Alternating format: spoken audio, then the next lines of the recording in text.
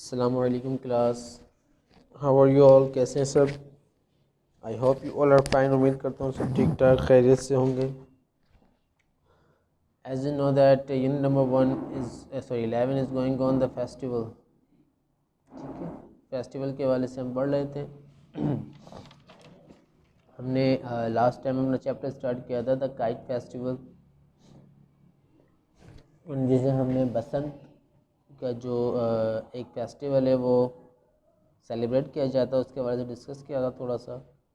इसी चैप्टर को हम पढ़ रहे हैं। चैप्टर नंबर इस चैप्टर का पैराग्राफ नंबर 1 हम पढ़ कर आ चुके थे। अब हम पैराग्राफ नंबर 2 की तरफ चलते हैं। बेसिकली देखें 1 2 3 4 5 6 ये सब यहाँ रिटर्न है। Paragraph number 2, if you talk about the paragraph number 2, I took a deep breath, मैंने एक गहरा सांस लिया, एक्सहॉल्ड, और उसे बाहर निकाला, and pulled on the string, और अपनी उस मांझे यानी कि उस तार को जिस तार से जिस धागे से जिस मांझे से पतंग उड़ाई जाती है उसे खींचा।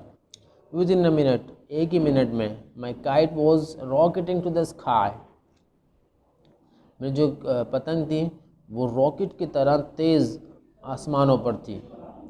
It made a sound like a paper bird flapping its wings, ये एक ऐसी आवाज़ पैदा कर रहा था जैसे किसी ने कागज़ का कोई परिंदा बनाया हो और वो अपने परों से फड़फड़ाता हुआ उड़ रहा हो। At least 2 dozen kites already hung in the sky, तकरीबन 2 दर्जन के करीब पतंग पहले से ही आसमान पर लटकी हुई थी, मतलब मौजूद थी। Like paper shark waiting for prey, ऐसा लग रहा था जैसे कागज़ की बनी हुई शार्क अपने शिकार का इंतज़ार कर रही हो। जैसे कि यहाँ पर इसकी एग्जांपल बेसिकली इस वजह से दी गई है कि अगर शार्क जो है वो भूखी होती है जब वो और उस वक्त उसे अपना कोई शिकार नज़र आता है तो वो अपने शिकार के पीछे बस भाग रही होती है। ठीक है, प्रे के मीनिंग होते हैं शिकार करना, ये शिकार। विद इन एन आवर, तकरीबन आधे घंटे में ही, द नंबर डबल्ड, जो पतंग थी जो आसमानों पर थी उनकी तादाद में इजाफा यानी वो डबल हो गई थी।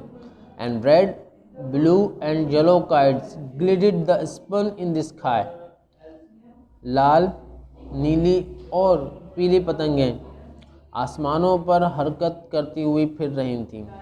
ग्लिडेड के मीनिंग होते हैं आसानी से हरकत करना यानी मूवमेंट, हरकत करना, और स्पन के मीनिंग होते हैं फिरना यानी चलना फिरना, जिसे कहा जाता है फिरना। यानी कहा जा रहा है कि जो पतंग थी वो पहले से अब डबल हो चुकी थी, उसमें लाल पीली और मीन्स नीली कलर की जो पतंगें थी वो आसानी से अब आसमान पर हरकत कर रही थी यानी चल फिर रही थी, यानी कि मूवमेंट उनकी हो रही थी। A cold breeze wafted through my hair, एक ठंडी सी हवा का झोंका मेरे बालों से टकराता हुआ गुजरा। वैफ्टेड झोंका, ठीक है, वैफ्टेड यानी हवा का जो झोंका होता है उसे वैफ्टेड कहा जाता है। The wind was perfect for the kite flying, ये जो हवा थी ये बिल्कुल सही थी पतंग उड़ाने के लिए। Blowing just hard enough to give some lift, और यही हवा जो थी वो बहुत आसानी से या बहुत मुश्किल से, जिसे कह सकते हैं कि पतंग को जो है ना वो आगे की तरफ लेके जा रही थी। मेक द स्वीप्स ईजियर, और वो उसे उठा ले जा रही थी। स्वीप के मीनिंग झाड़ू देना मीन्स उठा ले जाना होता है। ठीक है, स्वीप मीन उठा ले जाना। वो आसानी जो हवा चल रही थी वो पतंग को अपने साथ हवा में उठाती हुई लेके जा रही थी। नेक्स्ट टू मी, मेरे बराबर में, नेक्स्ट टू की मीनिंग बराबर, ठीक है, जो कि प्रेपोजिशन है। Hasan held the spool, Hasan के पास एक चरखी थी, यानी कि वो चरखी जिसमें जो धागा होता है वो लिपटा हुआ होता है, जिसे चरखी कहा जाता है। ठीक है, his hand already blooded by the string, उसके हाथ पहले से ही लहू लहान यानी कि खून से तर हो चुके थे तार की वजह से। ऑब्वियसली जो आजकल जो पतंग उड़ाई जाती हैं तो उसके अंदर स्टील का तार भी इस्तेमाल किया जाता है और वो स्टील के तार के इस्तेमाल होने की वजूहात के बिना पर ही हाथों को नुकसान पहुंचता है, इवन के लोगों के गर्दनों तक पे वो निशान कर जाते हैं। और बाज़ औक़ात ऐसा भी होता है कि उनकी पतंग की डोर जो है वो किसी बाइक वाले के लग जाती है और वो बेचारा अपनी मीन ज़िंदगी से हाथ धो बैठता है।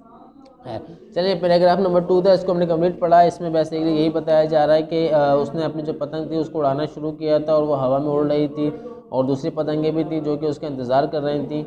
और यही हवा, मतलब जो हवा जो चल रही थी वो हवा उसके लिए परफेक्ट थी, यानी बिल्कुल सही थी कि इस हवा के अंदर पतंग को उड़ाया जा सके और बआसानी इसके लुत्फ़अंदोज़ इससे हुआ जा सके। और इसके साथ साथ उसने कहा कि जो मेरा साथ जो हसन था तो उसके हाथ भी क्या हुए थे, लहू लहान, यानी हसन हेल्ड टू स्पॉल।